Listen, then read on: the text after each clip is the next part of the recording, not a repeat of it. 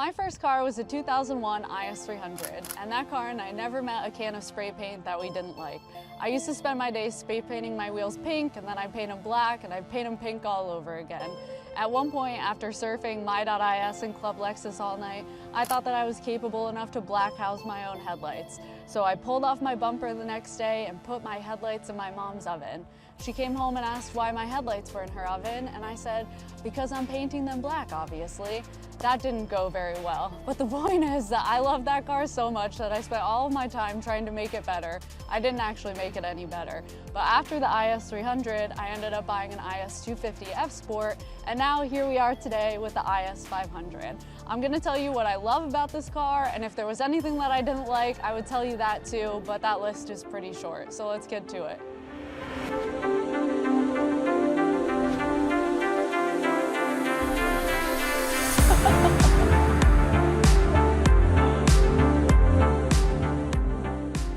On its third generation, but it hasn't been totally redesigned since 2013. But I don't think you really get that feeling when you look at it. It still has the very modern Lexus grille, as you can see, and it has these cool, very Lexus LED headlights. These are triple LED headlights, and they have the L shape on them that I think is really upgraded, even though it's still in its third generation. I don't really think it gives off vibes that it hasn't been redesigned for a long time.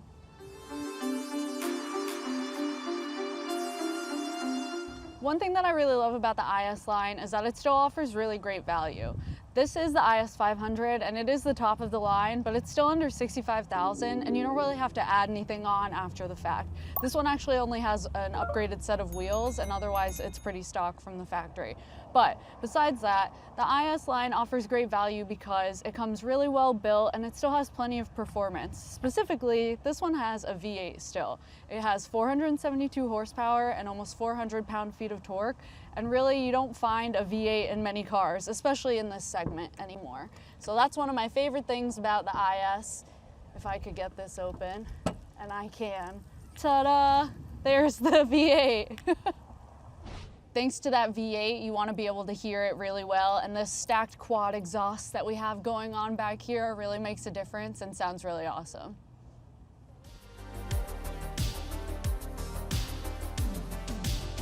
Like I mentioned, these are one of the only additional upgrades on our press loaner. These are 19-inch matte black forged BBS wheels, and I think they look really awesome with this incognito gray color.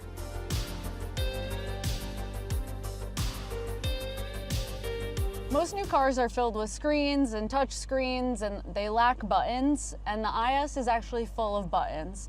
All of your climate controls are here with real buttons. Your seat heaters and your steering wheel warmer, which I used this morning, is here with a real button. Your drive modes are on this side, and then this is a nice touch screen, but it's not in your way and in your face. It is touch screen, so you can use it like that, or you can use the little Lexus touchpad, so you can kind of decide how you want to make use of this. But the screen is really responsive, and it's not showing glare or fingerprints, which I really appreciate, but I just really love all of the real buttons in here. I've been in a lot of cars lately, and a lot of them just feel very plasticky and almost hollow. One thing that I think that they really nailed in here is how high quality all of the materials are. As you can see, these red seats, the red interior obviously looks really good, but it's so quiet in this cabin and all of the materials feel really well made. You can just kind of tell, even when you're shutting the door, it feels really solid. I've been in some cars lately where when you shut the door, it just feels very hollow and full of plastic, and Lexus is not about that. This interior is really well done. It looks really good. These seats are comfortable and really spacious, and overall, I just think that they did an awesome job with the interior.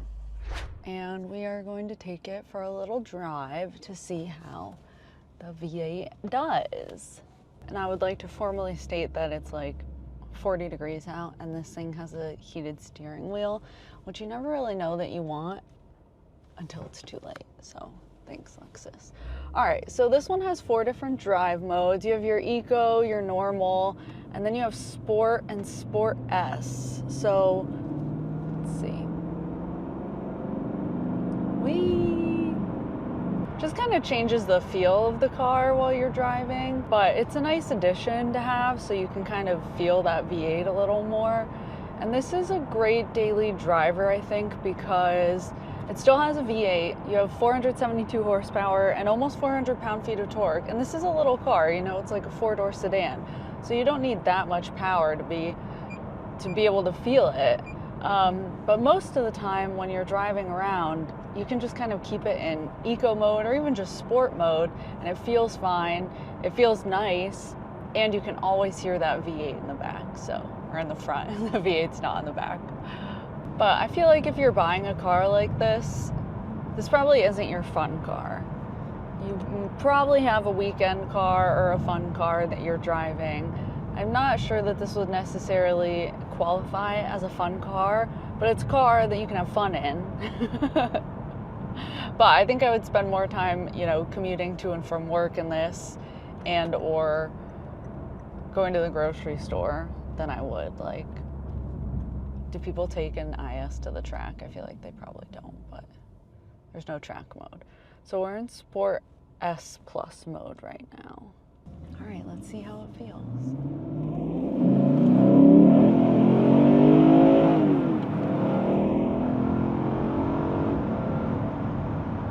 I love that the dashboard like changes up once you hit a certain speed. So it's letting me know that we were going really fast. Honestly, I love this thing, but as you probably have heard in the rest of this video, I'm a big fan of the IS line. I think that they offer great value for how much they are. They're still so well built, and they're just kind of a joy to have in the driveway. This is the 2024, and this does have the Lexus safety suite of advanced driving systems, so you're getting all of your lane keep assist, road sign assist, blind spot warning, all of that stuff comes standard, which is nice because not everyone includes that these days. And it depends on how you feel about those systems. Some people don't like them being aggressive. I don't necessarily like for them to be aggressive. And one thing that really annoys me is when they beep a ton if you like touch the lane near you or you go out of the lane a little bit and they're just constantly chiming and beeping. This one buzzes when you get out of the lane, which I think is a nice response. It's like your iPhone, it's a haptic response. But I find that much less intrusive than a ding and a beep every time you go near the lane. Oh, oopsie. There's a cop over there.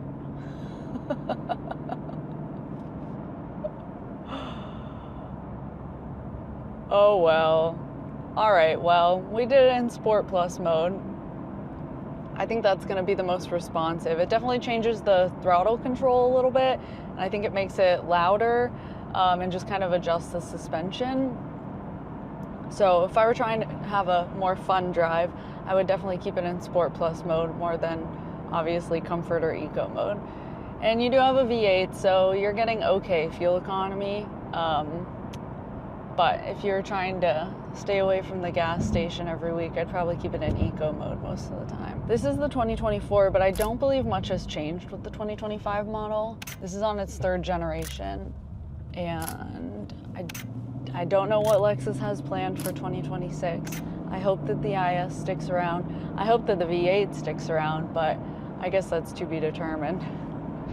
Lexus has always been about high quality and timeless design, and this IS 500 is no different. It's been really great to drive around as a daily driver, but that V8 gives it enough performance that it's still super fun to be driving even on the weekends. So I've really had a good time driving this around, and I think that Lexus nailed it as always with the IS 500. I just really want them to give us a sport cross wagon one day. There's a car behind me.